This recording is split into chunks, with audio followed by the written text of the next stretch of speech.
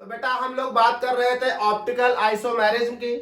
और optical isomerism का हमारा ये 8th लेक्चर है। 7 क्लासेस हो चुकी हैं, 7 लेक्चर्स में पढ़ा चुका हूं ऑप्टिकल आइसोमेरिज्म के। इस 8वें लेक्चर में हम वहीं से शुरू करते हैं जहां पर हमने 7th लेक्चर में खत्म किया था। आज के इस पार्ट में हम लोग बात करेंगे 4 इंपॉर्टेंट टॉपिक्स की: मिजो कंपाउंड, रस्मिक मिक्सचर, रस्माइजेशन और रेजोल्यूशन। तो चलिए भाई, पहले हम लोग मिजो कंपाउंड की बात करते हैं। मिजो कंपाउंड को डीएल कंपाउंड भी कहते हैं। चलिए, तो मिजो कंपाउंड के लिए मैं आपको 2-3 बातें याद दिला देता हूं थोड़ी सी। हमने आपको कई बातें बताई थी पीछे, पार्ट 1 से लेकर पार्ट 7 तक आप पढ़ेंगे तो आपको ये बात सब पीछे मिलेगी। मैंने आपको बताया था कि अगर कोई कंपाउंड लाइट को रोटेट कर रहा है, पीपीएल प्लेन पोलराइज लाइट को रोटेट करता है, प्लेन पोलराइज लाइट को रोटेट करता है, तो वो कंपाउंड ऑप्टिकली एक्टिव है।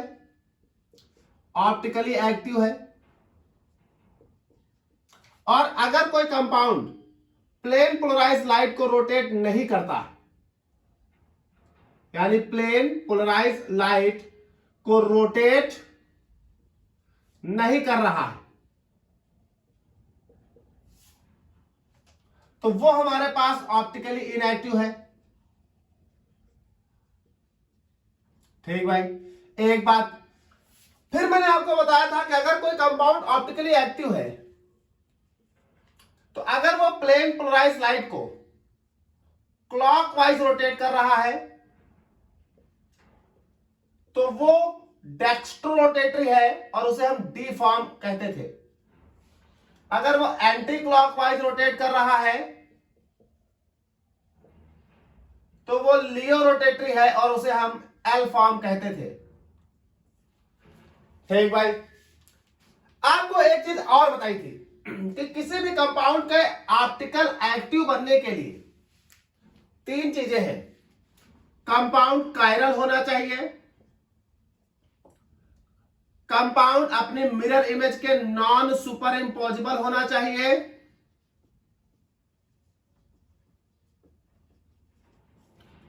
कंपाउंड डिसिमेट्रिक होना चाहिए। अब क्या होता है कायरल, नॉन सुपर इंपोजिबल, डिसिमेट्रिक, क्या होता है clockwise, anti clockwise and so on, ये पार्ट 1 से लेकर 7 तक आप पढ़ेंगे तो सब मिल जाएगा। तो अगर कोई कंपाउंड लाइट को रोटेट कर रहा है तो वो है ऑप्टिकल एक्टिव, लाइट को रोटेट नहीं कर रहा तो वो है ऑप्टिकल इनएक्टिव। ऑप्टिकल इनएक्टिव है तो ऑप्टिकल आइसोमेरिज्म शो नहीं करेगा, बात खत्म हो गई। अगर ऑप्टिकल एक्टिव है तो ही ऑप्टिकल आइसोमेरिज्म शो करेगा। ऑप्टिकल आइसोमेरिज्म शो करने के लिए हम देखेंगे कि कंपाउंड लाइट को किधर घुमा रहा है, क्लॉकवाइज की एंटी क्लॉकवाइज। अगर क्लॉकवाइज घुमा रहा है तो डी फॉर्म, एंटी क्लॉकवाइज तो एल फॉर्म। किसी भी कंपाउंड के ऑप्टिकल एक्टिव होने के लिए 3 शर्तें हैं: कायरल, नॉन सुपर इंपोजिबल और डिसिमेट्रिक। अब यहां पर हम लोग एक नए फॉर्म को लेकर आते हैं। देखिए, डी फॉर्म अलग हो गई, एल फॉर्म अलग हो गई, हम नया लेकर आए हैं DL form, DL compound, DL form Mizo compound क्या है। चलिए अब बात करते हैं हम। कहा गया हमारे पास एक कंपाउंड है, कहा गया मेरे पास एक कंपाउंड है, मैं एक कंपाउंड लिखता हूं। जैसे मेरे पास ये एक कंपाउंड है, इस कंपाउंड में एक नहीं 2 कायरल कार्बन है, 2 कायरल कार्बन है। तो ये हो गए कायरल कार्बन, एक ये कायरल कार्बन है, ये देखिए स्टार बना देता हूं, एक ये कायरल कार्बन है, इसे भी मैं स्टार बना देता हूं। अब इस कंपाउंड में कायरल कार्बन है, यानी इस कंपाउंड में कायरलिटी है, यानी पहली शर्त का ये पालन कर रहा है। लेकिन अब बात आती है 2 शर्तें, डिसिमेट्री और नॉन सुपर इंपोजिबिलिटी। नॉन सुपर इंपोजिबिलिटी के लिए जरा हम इसकी मिरर इमेज बनाकर देखते हैं। तो ये मिरर हो गया,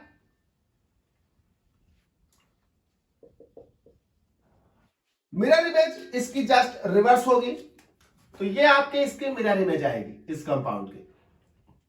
तो ये हो जाएगा COOH, COOH ये आपके पास हो जाएंगे OH और ये हो जाएगा OH, ये हो जाएगा H, ये हो जाएगा OH। तो कायरल तो है, नो प्रॉब्लम, पहली शर्त का पालन हो रहा है, यानी इसमें अगर हम पहली शर्त लगाएं कायरलिटी तो ये कायरल है। अब दूसरी शर्त अप्लाई करते हैं, क्या ये सुपर इंपॉसिबल या नॉन सुपर इंपॉसिबल? में नॉन सुपर इंपॉसिबल है। देखिए कंपाउंड में नॉन सुपर इंपॉसिबिलिटी देखने के लिए दो तरह से कंपाउंड को मिरर इमेज पर रखा जाता है। इसे उठाइए, ऐसे ही रख दीजिए, तो ऐसे रखोगे तो OH H के ऊपर आएगा, OH H के ऊपर आएगा, OH के ऊपर H, फुल्ली कवर नहीं कर रहा। चलिए दूसरी तरीके से देखते हैं। दूसरा तरीका होता है 180 पे घुमा के रख दीजिए। इस कंपाउंड को उठाइए, 180 पर घुमाइए और रख दीजिए। जैसे 180 पर घुमा के रखोगे पूरी तौर से कवर कर देगा। अगर ये पूरी तौर से कवर कर देता है, ये बात कंफर्म हो गई कि ये कंपाउंड, ये दोनों कंपाउंड जो है वो एक दूसरे के नॉन सुपर इंपॉसिबल नहीं है, मतलब सुपर इंपॉसिबल है, सुपर इंपॉसिबल है। सुपर इंपॉसिबल क्योंकि इसे 180 पर घुमाकर इस पर रखें तो ये पूरी तौर से मिरर इमेज रियल इमेज को कवर कर देती है। और अगर ये सुपर इंपॉसिबल है तो हमें क्या चाहिए था? हमें नॉन सुपर इंपॉसिबल चाहिए था ऑप्टिकल एक्टिव होने के लिए, लेकिन ये कैसे है? सुपर इंपॉसिबल है।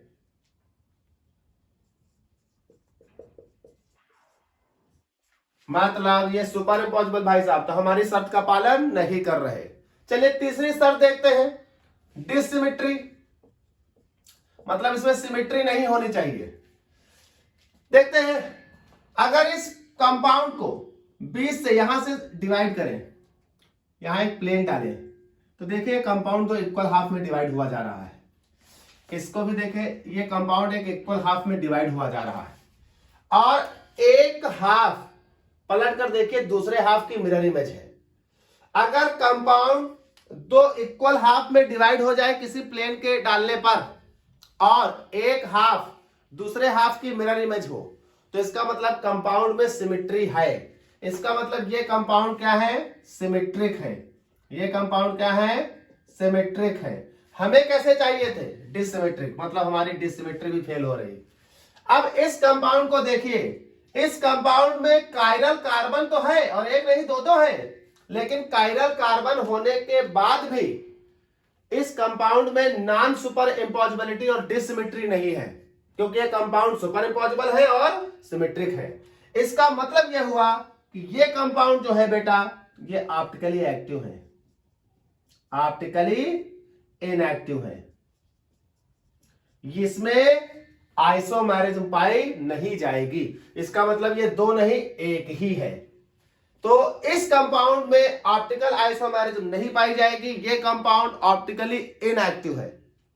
और सुनो बेटा, ऐसे कंपाउंड जिनमें कायरल कार्बन तो हो, लेकिन साथ ही साथ वो अपने मिरर इमेज के सुपर इंपॉसिबल हो और सिमेट्रिक हो, ऐसे कंपाउंड कहलाते हैं मीजो कंपाउंड। ऐसे कंपाउंड जिनमें कायरल कार्बन तो है, लेकिन उसके बाद भी वो ऑप्टिकली इनएक्टिव है। क्यों? क्योंकि वो अपने मिरर इमेज के सुपर इंपॉसिबल है। क्यों? क्योंकि उनमें सिमेट्री है। ऐसे कंपाउंड जो ऑप्टिकली इनएक्टिव है, कायरल कार्बन रखने के बाद भी, ऐसे कंपाउंड कहलाएंगे मीजो कंपाउंड। तो अगर हम इन्हें डिफाइन करना चाहें, तो किसी एक कंपाउंड को छोड़ लेते हैं बेटा, क्योंकि अब एक का है सब, तो जगह खाली करते हैं, जरा डिफाइन करते हैं। तो कहा गया सच, अगर हम एक मीजो कंपाउंड को डिफाइन करें तो कहा गया such optically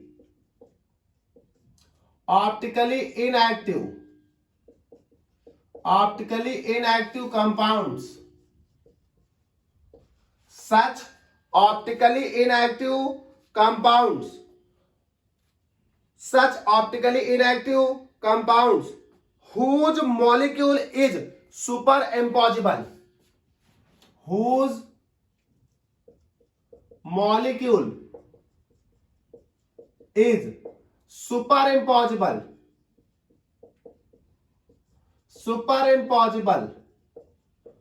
mirror image, superimposable on its mirror image, on its mirror image।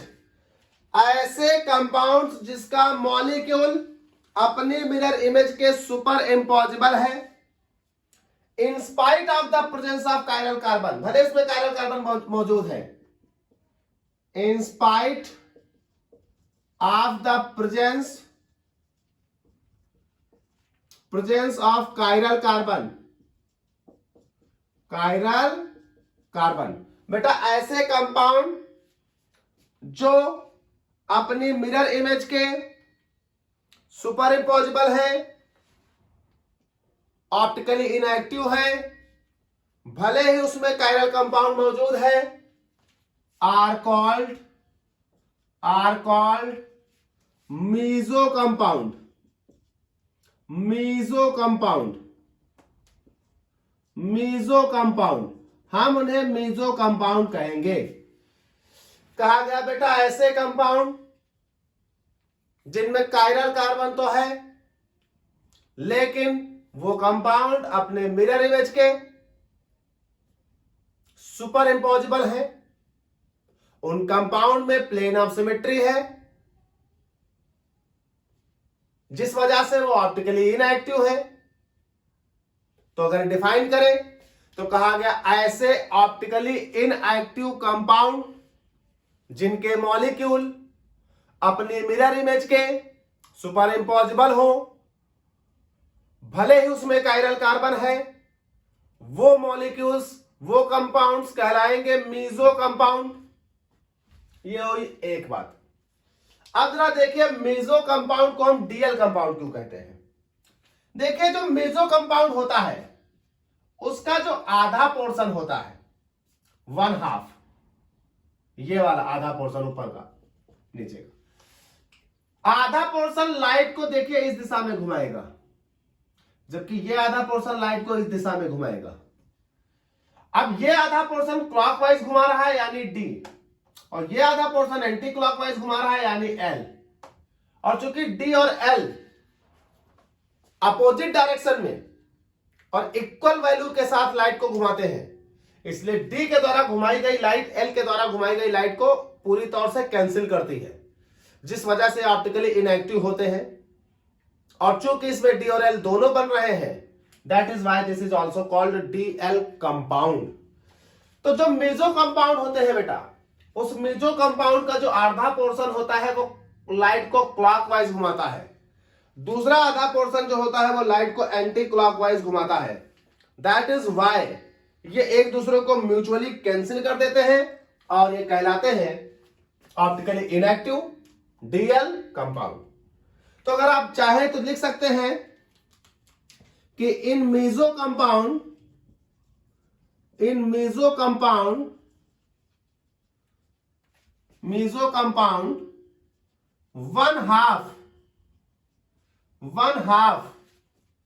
rotate the light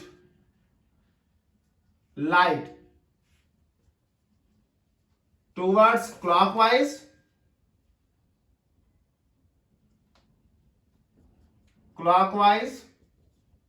while other half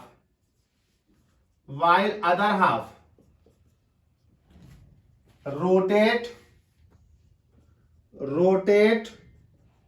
the light towards anti-clockwise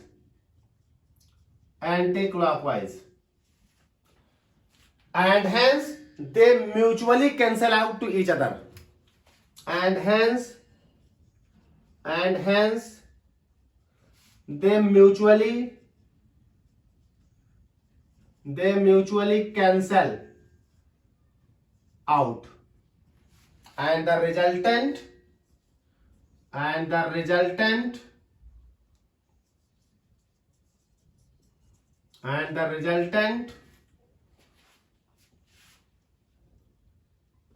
rotation is 0. That is optically inactive.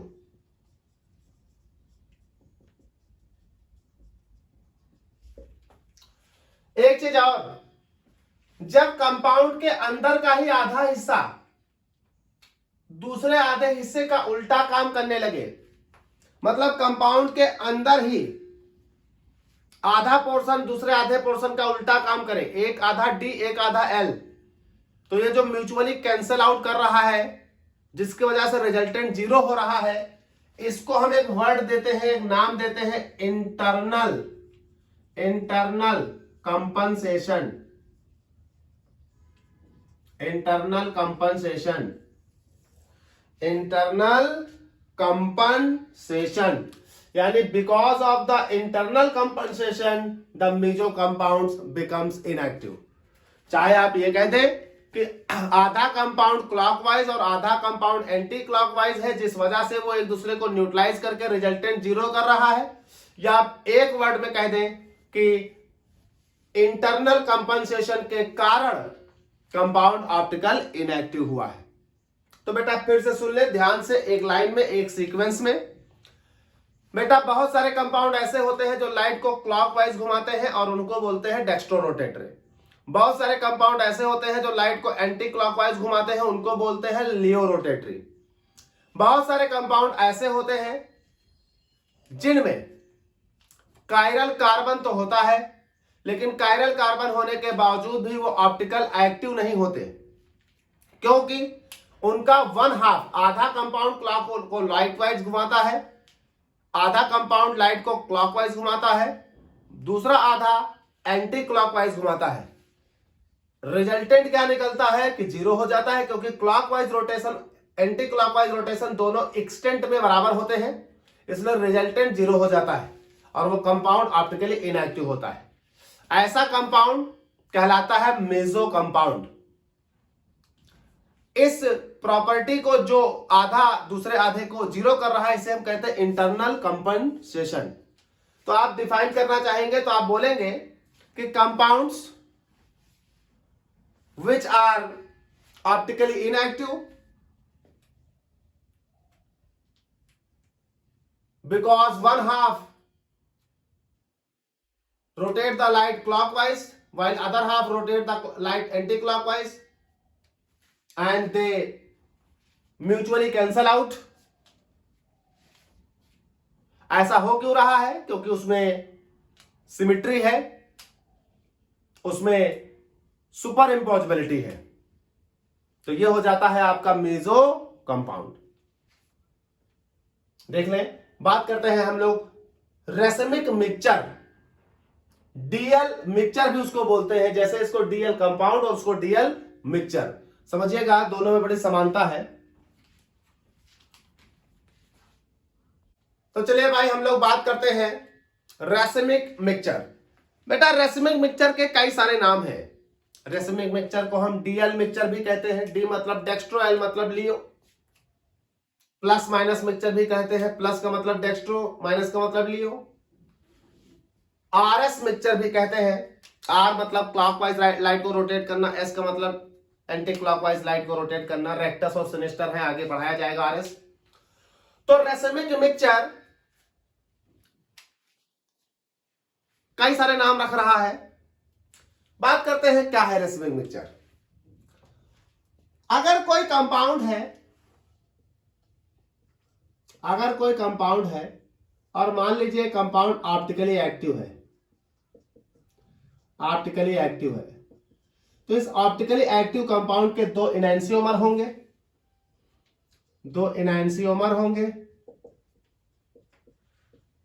एक इनैंसियोमर क्या कहलाएगा? D form, क्योंकि इनैंसियोमर जो होता है उसमें एक D form होता है और दूसरा क्या होता है? L form.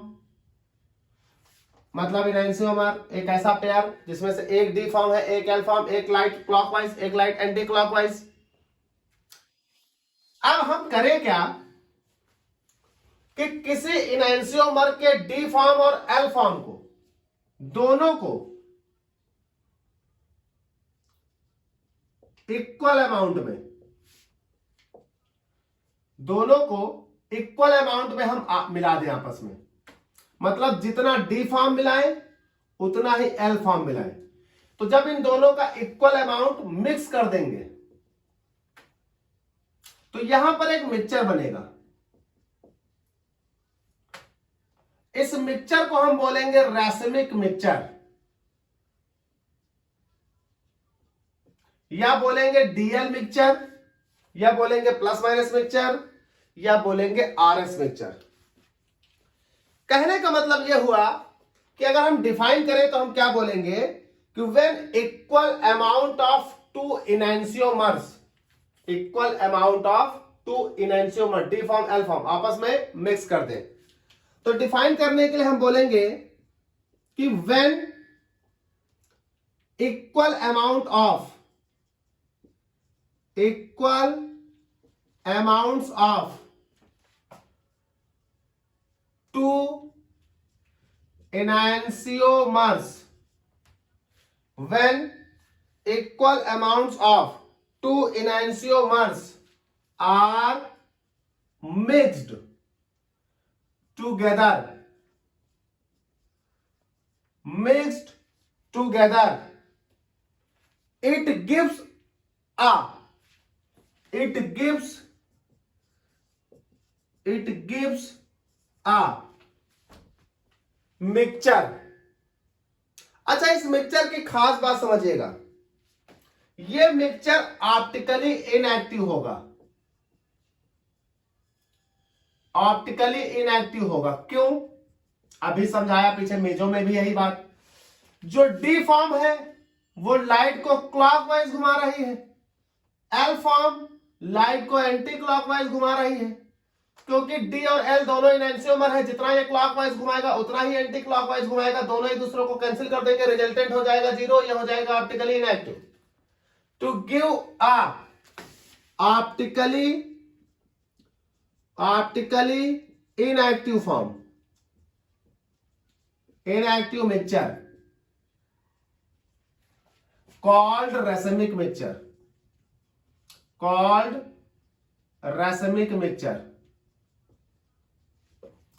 कहा गया जब दो इनैंसियोमर्स को इक्वल अमाउंट में आपस में मिक्स कर दिया जाता है, जब दो इनैंसियोमर्स को इक्वल अमाउंट में आपस में मिक्स कर दिया जाता है, तो वो दोनों इनैंसियोमर एक दूसरे के अपोजिट डायरेक्शन में लाइट को रोटेट करने के कारण एक इनैंसियोमर के द्वारा जितनी लाइट रोटेट की जाती क्लॉकवाइज में, दूसरे इनैंसियोमर के द्वारा उतनी ही लाइट रोटेट की जाती है एंटी क्लॉकवाइज में। रिजल्टेंट दोनों एक दूसरे को कैंसिल कर देते हैं, रिजल्टेंट जीरो हो जाता है और वो मिक्सचर ऑप्टिकली इनएक्टिव। तो जरा गौर करिए, अभी मैंने मीजो फॉर्म पढ़ाई थी, मीजो फॉर्म भी ऑप्टिकली इनएक्टिव थी क्योंकि उसमें भी डी एल को कैंसिल कर रहा था। यहां भी ऑप्टिकली इनएक्टिव है क्योंकि डी एल को कैंसिल कर रहा है। फर्क क्या है? मीजो फॉर्म में एक ही कंपाउंड है, उसका आधा हिस्सा दूसरे आधे हिस्से के द्वारा लाइट को कैंसिल कर रहा है। यहां दो फॉर्म है इक्वल अमाउंट में, और दो फॉर्म आपस में एक दूसरे को कैंसिल कर रही हैं। फॉर एग्जाम्पल मान लीजिए हम प्लस लैक्टिक एसिड ले लें, प्लस लैक्टिक एसिड मतलब डेक्स्ट्रोफॉर्म कितना 50%, और 50% ले लें माइनस लैक्टिक एसिड 50% ये ले लें। अगर इन दोनों को आपस में मिक्स कर देंगे तो यहां बनेगा प्लस माइनस लैक्टिक एसिड, जिसे आप कहोगे रैसिमिक मिक्सचर, रैसिमिक मिक्सचर मतलब plus minus lactic acid.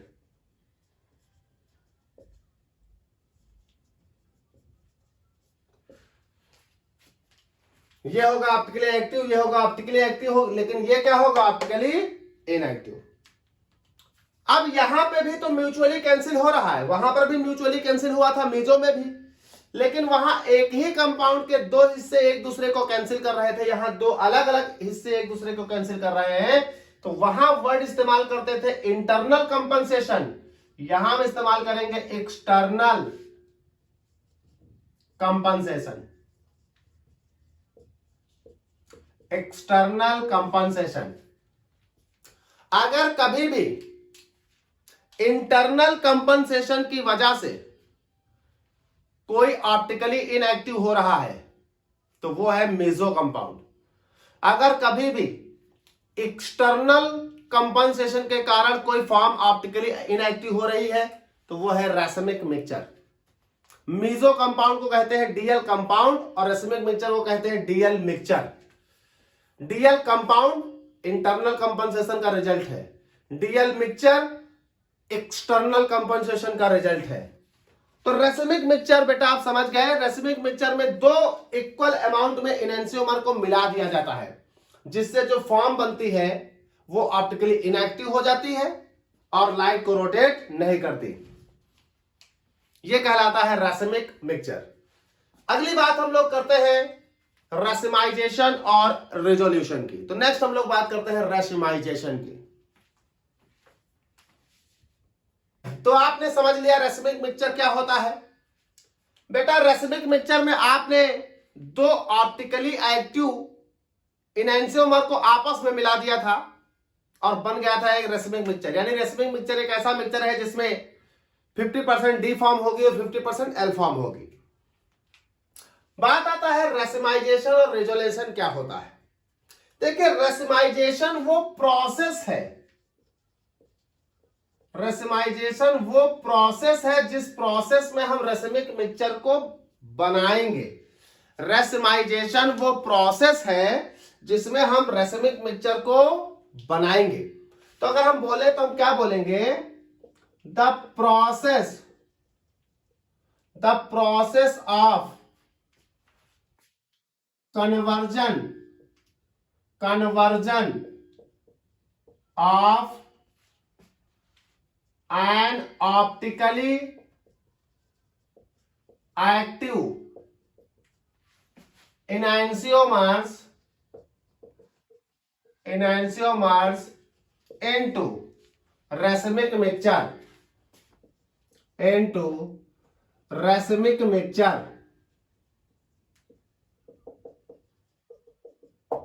the process of conversion of an optically active enantiomers into racemic mixture. और रेसमिक मिक्सचर क्या होता है, ऑप्टिकली इनएक्टिव, तो into optically inactive racemic mixture, inactive racemic mixture.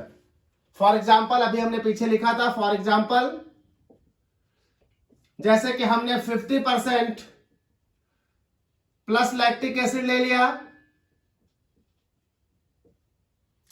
50% minus lactic acid ले लिया, इन दोनों को आपस में मिला दो तो ये मेरे पास बन जाएगा रेसमिक मिक्सचर। रेसमिक मिक्सचर ये प्रोसेस कहलाएगी रेसिमाइजेशन। तो racemisation is a process of converting the optically active enantiomers into optically inactive racemic mixture, DL mixture। इस प्रोसेस को हम क्या कहेंगे, इस प्रोसेस को हम कहेंगे बेटा रेसिमाइजेशन। अच्छा आपने रेसमिक मिक्सचर बना लिया, पता लगा आपको रेसमिक मिक्सचर को वापस रिजॉल्व करना पड़े, मतलब रेसमिक मिक्सचर से आपको डी फॉर्म एल फॉर्म को अलग करना पड़ जाए, तो बेटा रेसिमाइजेशन की उल्टा प्रोसेस होती है रिजोल्यूशन। अगर आपके पास रेसमिक मिक्सचर है कहीं, अगर आपके पास रेसमिक मिक्सचर है तो रेसमिक मिक्सचर से ऑप्टिकली एक्टिव डी फॉर्म और एल फॉर्म को अगर अलग अलग कर दिया जाए, रेसमिक मिक्सचर से ऑप्टिकली एक्टिव डी फॉर्म और एल फॉर्म को अलग अलग कर दिया जाए तो ये प्रोसेस कहलाती है रिजोल्यूशन। तो रिजोल्यूशन भी एक प्रोसेस है। रिजोल्यूशन वो प्रोसेस है जिसमें ऑप्टिकली इनएक्टिव रेसमिक मिक्सचर से डी फॉर्म और एल फॉर्म को हम क्या कर देंगे, सेपरेट कर देंगे। तो कहा गया the process by which racemic mixture is separated into optically active D form और L form is called resolution. तो लिख लेते हैं, कहा गया the the process in which optically active racemic mixture, optically inactive racemic mixture separated into optically active D and L forms are called resolution.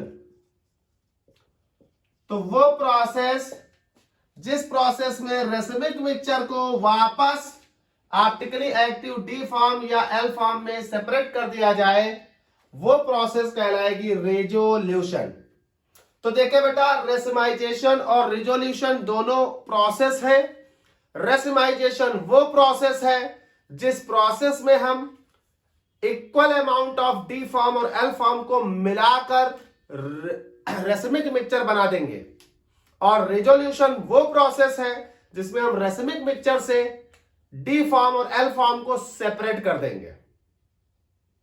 तो अगर आपको रेसिमिक मिक्सचर बनाना है तो बनाने की प्रोसेस है रेसिमाइजेशन। अगर आपको रेसिमिक मिक्सचर सेपरेट करना है तो सेपरेट करने की प्रोसेस है रेजोल्यूशन। बेटा, रेजोल्यूशन करने के कई तरीके हैं। रेजोल्यूशन करने के कई तरीके हैं। 3 सबसे इंपॉर्टेंट तरीके। पहला, मैकेनिकल सेपरेशन। दूसरा, बायोलॉजिकल सेपरेशन। और तीसरा, केमिकल सेपरेशन। तो आपके पास रेजोल्यूशन करने के कई तरीके हैं। रेजोल्यूशन करने के कई तरीके हैं। मैकेनिकल, पहला तरीका है मैकेनिकल सेपरेशन। दूसरा तरीका है बायोलॉजिकल सेपरेशन। और तीसरा तरीका है केमिकल सेपरेशन। ये दोनों तरीके बकवास हैं, पहला और दूसरा। देखिए, मैकेनिकल सेपरेशन में क्या करते हैं, रेसिमिक मिक्सचर को क्रिस्टलाइज करते हैं। फिर जो क्रिस्टल्स आते हैं उनको देखा जाता है कि डी फॉर्म और एल फॉर्म के क्रिस्टल अलग अलग शेप के हैं। फिर हम क्या करते हैं, उन क्रिस्टल्स को मैग्नीफाइंग लेंस लगाकर ट्वीजर्स के द्वारा बीन कर अलग कर देते हैं। जैसे अपने घर में आप चावल में कंकड़ बीनते हैं, वैसे ही यहां पर हम रेसिमिक मिक्सचर के क्रिस्टल से डी फॉर्म को बीन कर अलग और एल फॉर्म को बीन कर अलग कर देते हैं। क्योंकि क्रिस्टल बहुत छोटे दिखाई नहीं पड़ते, इसलिए माइक्रोस्कोपिक फॉर्म्स का इस्तेमाल करते हैं, माइक्रोस्कोप्स का इस्तेमाल करते हैं, मैग्नीफाइंग ग्लासेस लेंसेस का इस्तेमाल करते हैं देखने के लिए, और चिमटी से उठा कर अलग कर देते हैं। इस प्रोसेस का इस्तेमाल नहीं करते बेटा, सालों लग जाएंगे बीन के अलग करने में। तो मैकेनिकल सेपरेशन क्या है कि मैकेनिकल सेपरेशन में हम रेसिमिक मिक्सचर के क्रिस्टल्स को मैग्नीफाइंग लेंस और ट्वीजर्स की सहायता से बीन कर अलग कर देते हैं। यह मेथड अब इस्तेमाल नहीं किया जाता क्योंकि यह मेथड बहुत लैबोरियस है और समय लगेगा, इसमें टाइम टेकिंग है। दूसरा होता है बायोलॉजिकल सेपरेशन। देखिए बेटा, रेसिमिक मिक्सचर में से एक फॉर्म है डी फॉर्म, एक फॉर्म है एल फॉर्म, एक है पॉजिटिव फॉर्म, एक है नेगेटिव फॉर्म। बायोलॉजिकल मेथड में हम क्या करते हैं कि रेसिमिक मिक्सचर में बैक्टीरिया ग्रो कर देते हैं। जैसे मान लीजिए हमने रेसिमिक मिक्सचर में ग्राम पॉजिटिव बैक्टीरिया या ग्राम नेगेटिव बैक्टीरिया में से कोई एक बैक्टीरिया ग्रो कर दिया।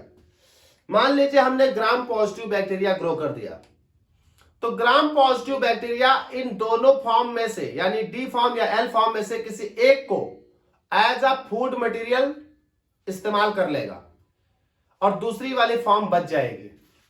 इस तरह से रेसिमिक मिक्सचर सेपरेट हो जाएगा। लेकिन इस मेथड का भी हम इस्तेमाल नहीं करते क्योंकि बेटा अगर दोनों में से एक bacteria as a food material इस्तेमाल कर लेगा तो 50% तो फॉर्म हमारी लॉस हो गई, बची हुई 50% फॉर्म ही सेपरेट होगी। इस मेथड का भी इस्तेमाल नहीं करते। अब हम इस्तेमाल करते हैं केमिकल सेपरेशन का, केमिकल रिजोल्यूशन का। केमिकल रिजोल्यूशन में हम क्या करते हैं, तो केमिकल रिजोल्यूशन में हम एक टेक्निक का इस्तेमाल करते हैं। जो रेसमिक मिक्सचर है इसमें जो इनैंसियोमर है, उन इनैंसियोमर्स को हम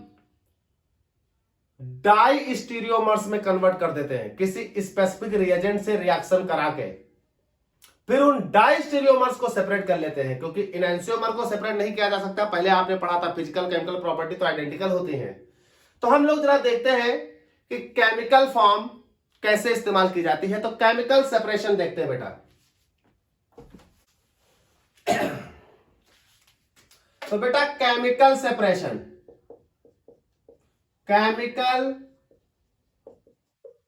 सेपरेशन देखिए, केमिकल सेपरेशन करने के लिए हम आपको एक एग्जांपल ले लेते हैं। पहले एग्जांपल लेकर इसे एक्सप्लेन करते हैं।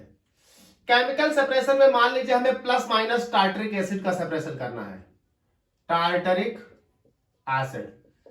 तो प्लस माइनस टार्टरिक एसिड एक रेसमिक मिक्सचर है, इस रेसमिक मिक्सचर का सेपरेशन करना है। तो देखिए प्लस माइनस टार्टरिक एसिड की हमने रिएक्शन करा दी माइनस ब्रूसिन से।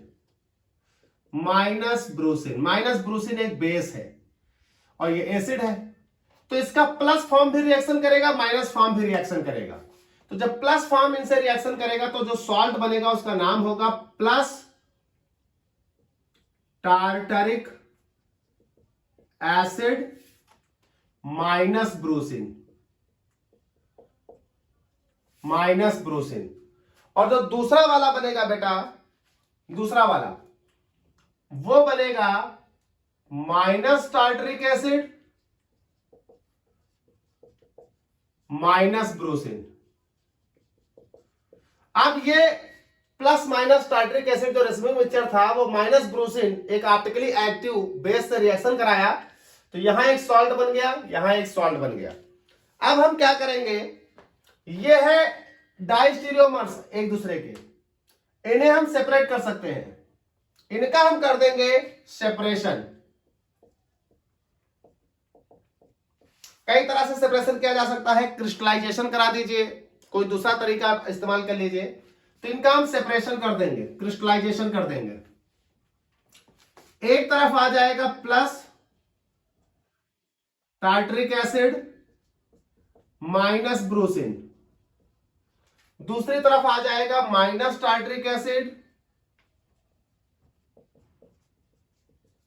माइनस ब्रूसिन।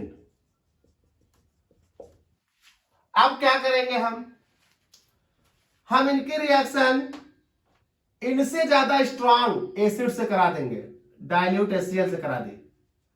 जब डाइल्यूट HCl से करा दी तो डाइल्यूट HCl टार्टरिक एसिड को रिप्लेस कर देगा। जैसे डाइल्यूट HCl से रिएक्शन कराएंगे, यहां बन जाएगा प्लस टार्टरिक एसिड